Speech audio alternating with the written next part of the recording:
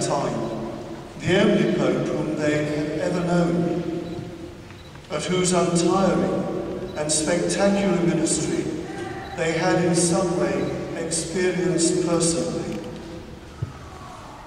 He had travelled to 129 countries, covering over 1 million miles, the maximum number of journeys of any missionary ever known, and assembling the greatest number of peoples ever to hear the preacher of the gospel, whose sanctity shone out from the warmth of his own heart, from the depth of his love of God and his blessed mother.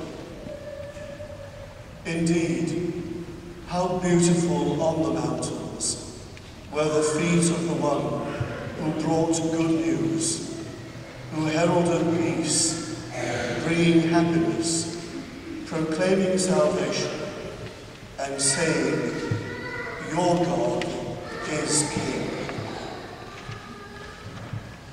Each one of us here will have our own recollections of him. I was fortunate to have met him personally on 6 occasions, one of which gave me the privilege of standing at his side at the altar, celebrating Mass in his private chapel, wearing the pectoral cross for the first time, which he had given to me, following the announcement of my appointment as a bishop.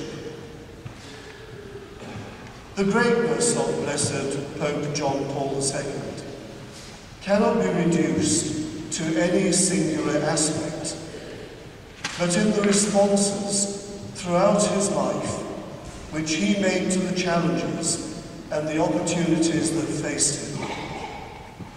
As a layman, a seminarian, a priest, a bishop, a cardinal, the Pope, as an author, playwright, sportsman and athlete, as student and university professor, as friend and counselor, as patriot and courageous defender of the poor, as an outstanding communicator, as someone who knew what it was to be oppressed by godless regimes, and as someone who in the latter part of his life, and through the attempts to assassinate him, showed us how, in the words of St. Peter, to witness to the sufferings of Christ.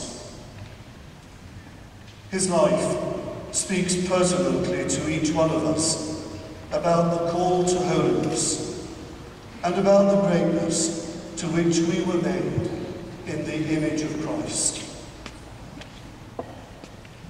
I recall thinking on that morning of his funeral, as the warm, persistent wind in the square started to blow, rather like one would imagine at Pentecost, and as the pages of the Gospel book, which lay on his coffin, began to flick backwards and forwards, that he was, even in death, responding to the cries of those who wished his holiness and his greatness to be recognized, and saying in response, "If you really want to know wherein holiness and greatness lie, you will find it here in these pages, in this book of the Gospels, in the life of Jesus and his teachings. For it is only Christ who knows what is within man and woman, and of the greatness to which they are called through following in his footsteps, coming to know wherein the fullness of life has its source." It was as if, as on the day of his inauguration, as successor of St. Peter 27 years previously, he was once again proclaiming to the world the most fundamental, the most central act of the Church's faith, immortalized by the words of St. Peter in the Gospels. "You are the Christ, the Son of the living God." For he said, in those words is the faith of the church. In those same words is the new truth. Indeed, the ultimate and definitive truth about man, the Son of the living God. Our age, he continued, calls us, urges us, obliges us to gaze on the Lord and immerse ourselves in humble and devout meditation on the mystery of the supreme power of Christ himself, the absolute yet sweet and gentle power of the Lord, which responds to the whole depth of the human person, to his loftiest aspirations of intellect, will, and heart. It does not speak the language of force, but expresses itself in charity and truth.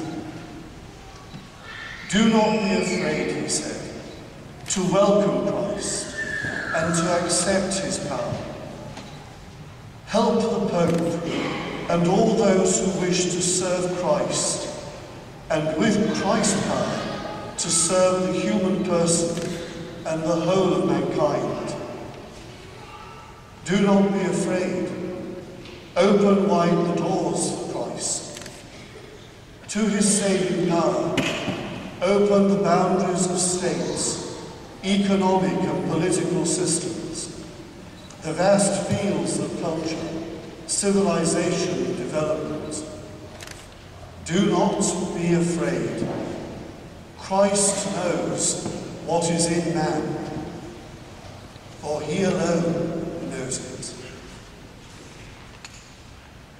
That clarion call must surely be something which today the Lord wishes to be constantly re-echoed in our world, where there is so much uncertainty about the meaning and the sacredness of life, and where the culture of death is espoused as the only desperate way to resolve the challenges to human existence.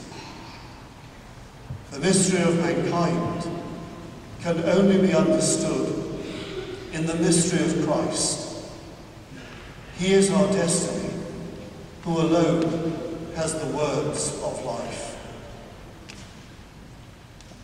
So many of his 14 encyclicals and his countless writings, homilies, speeches, messages, letters, and exhortations speak to us even today of the perils of stepping aside from Christ, of the pervasive dangers there are in doing so to the dignity and sacredness of life in all its vulnerability.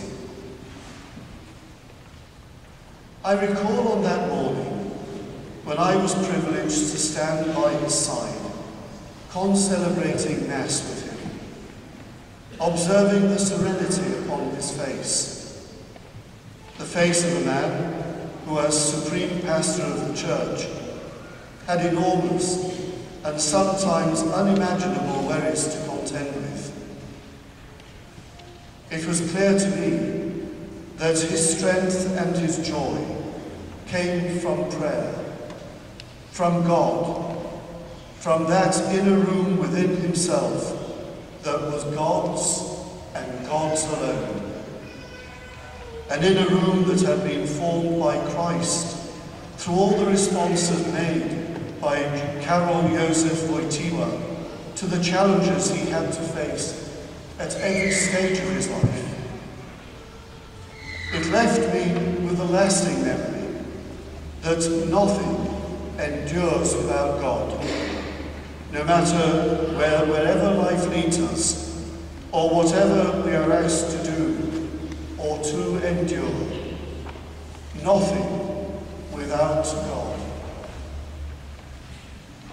This was a priest who, in his own words from the balcony of St. Peter's on the night of his election, said, "I come from a faraway land, far and yet always close, because of our communion in faith and our Christian traditions.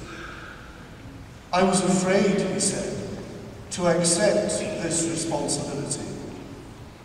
Yet I do so in a spirit of obedience to the Lord and total faithfulness to Mary, our most holy mother.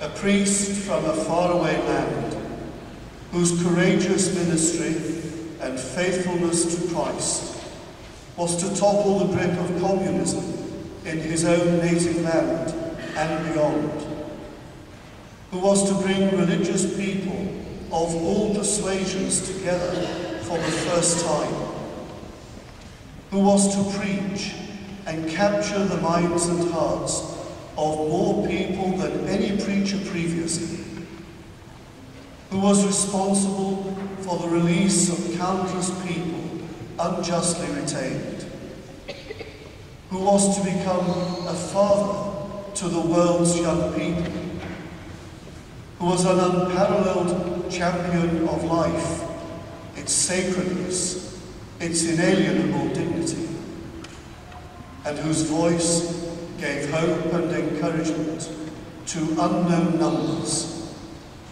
and who reminded people, both high and low alike, that the future begins today and not tomorrow, and that future always begins with Christ.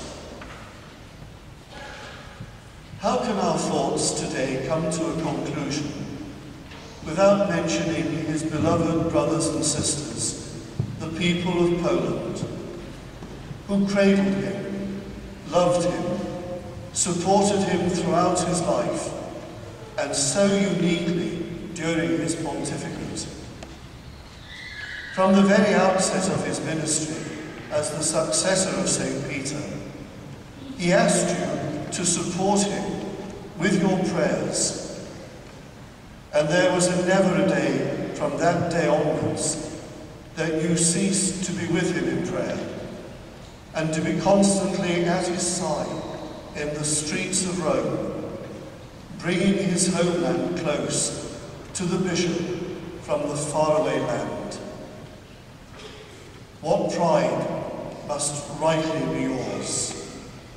Rightly so, and so it is also for us. As I stepped off the plane that brought me back home the day after his funeral, a young fellow traveller stopped me and asked me if I'd been there. And you, I said.